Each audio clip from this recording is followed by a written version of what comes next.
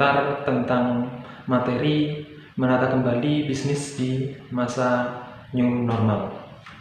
Seperti yang kita ketahui bahwa di era pasca pandemi COVID-19, banyak sekali negara-negara yang akhirnya menerapkan new normal dalam rangka memulihkan perekonomian di negaranya. Tak ketinggalan juga bahwa negeri kita, Indonesia, juga menerapkan new normal. Tentu dengan beberapa aturan agar tetap keamanan kesehatan bisa terjaga dan kita semua bisa berkegiatan sebagaimana biasanya di masa normal. New normal sendiri adalah kondisi kewajaran baru dengan situasi yang berbeda ataupun situasi baru. Bisa karena sebab-sebab tertentu semacam pandemi COVID kemarin, di mana tetap dengan menjalankan keamanan kesehatan sesuai dengan prosedur atau protokoler kesehatan. Dan tentunya diharapkan kita mampu untuk beradaptasi dengan kondisi new normal. Dan memang kuncinya adalah adaptasi, sehingga memunculkan kebiasaan baru atau bahkan kebiasaan-kebiasaan lama yang diperbarui. Semisal saja cuci tangan. Cuci tangan adalah kebiasaan lama, tapi di era new normal pasca pandemi ini atau bahkan kemarin saat pandemi, ya cuci tangan menjadi sebuah keharusan, kebiasaan yang wajib dilakukan oleh kita dalam rangka menjaga kesehatan kita masing-masing. Nah, di materi ini kita belum berbicara terkait dengan strategi maupun langkah pengembangan karena kita belum mengarah ke sana. Tapi lebih kepada persiapan dari kita sendiri, dari bisnis kita, dari usaha kita, sudah siapkah untuk menyongsong era atau masa new normal ini. Maka dari itu kita perlu tahu seberapa sih kuatnya kita, seberapa kemampuan kita, bagaimana kekuatan kita terutama dari usaha yang kita jalankan ini. Kita kenali secara benar bagaimana diri kita dan terutama usaha kita. Cara termudah adalah dengan melakukan pemetaan usaha yang kita jalankan. Dan sebenarnya banyak tools atau alat yang bisa membantu kita dalam urusan memetakan potensi usaha kita, memetakan usaha kita. Salah satunya adalah Canvas model bisnis yang sudah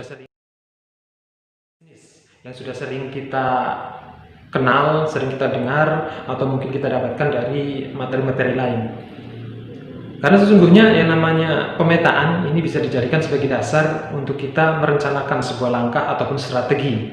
Makanya di materi ini kita belum bicara masalah strategi maupun langkah-langkah follow up-nya. Tapi kita baru persiapan diri kita, persiapan usaha kita, benar-benar kita petakan ada apa saja sih yang masih kita punyai dalam usaha yang kita jalankan ini.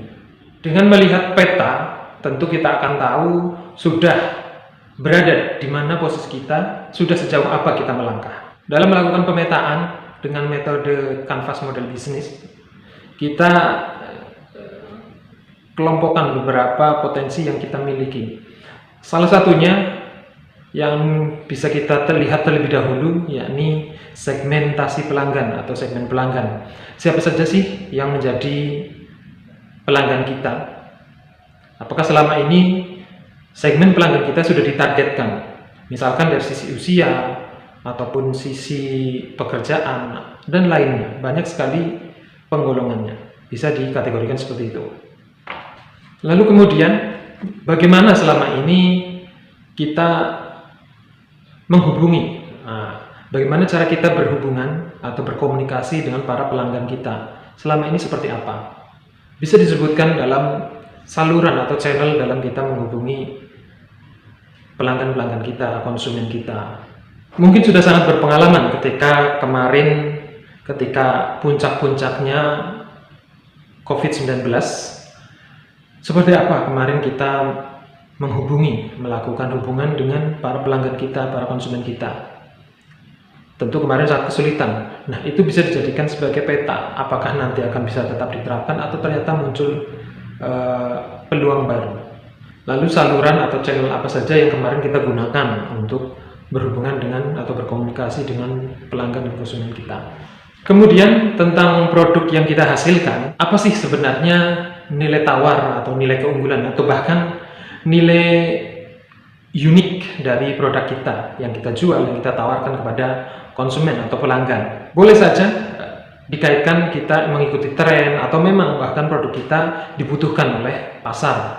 Nah, kita cari benar-benar apa sih keunikan atau bahkan keunggulan dari produk kita. Nah, di masa new normal ini kita juga tentu akan melihat kembali sudah seperti apa usaha kita, terutama dengan kegiatan-kegiatan yang kita lakukan. Kita lihat apakah masih bisa berjalan seperti biasanya, misalkan dari kegiatan produksinya, kegiatan promosi dan pemasarannya, apakah masih bisa berjalan sebagaimana normal biasanya. Adakah perubahan dari kegiatan-kegiatannya? Lalu kemudian kita juga cermati adakah perubahan dari sumber daya utama yang kita gunakan. Entah itu dari sumber daya untuk bahan baku maupun sumber daya manusia, tenaga kerja yang kita gunakan, karyawan kita, atau bahkan jika belum memiliki karyawan, ya adakah perubahan dari kemampuan berproduksi dari sumber daya yang ada. Misalkan masih dikerjakan sendiri, berpengaruh atau tidak.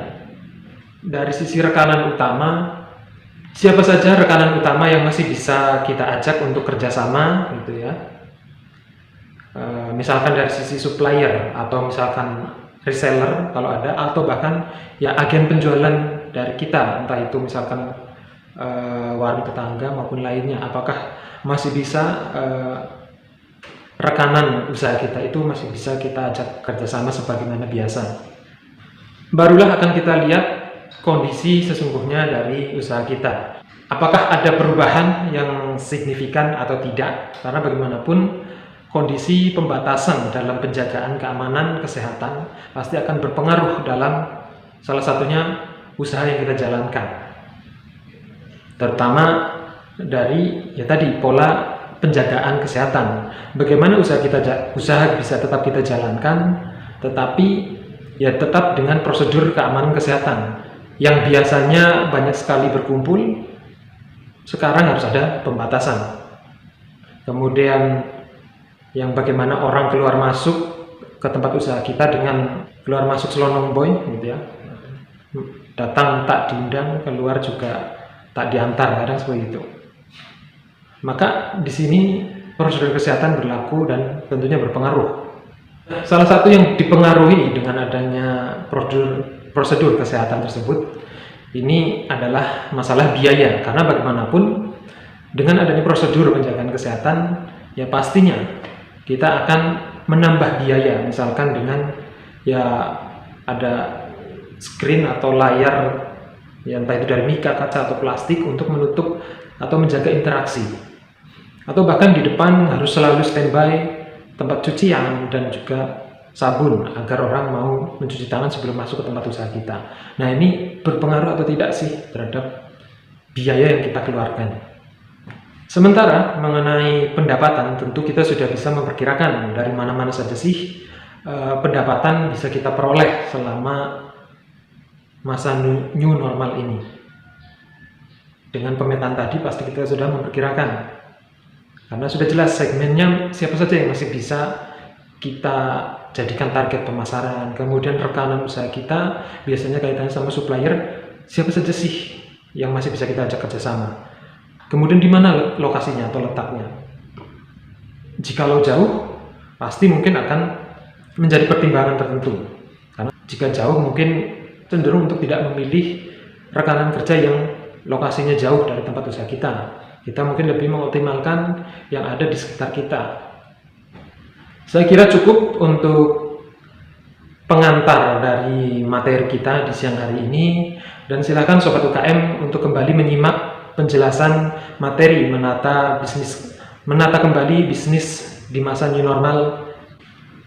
Terima kasih, saya Fatur Rozi, konsultan Pusat Layanan Usaha Terpadu Koperasi dan UMKM Kabupaten Cilacap.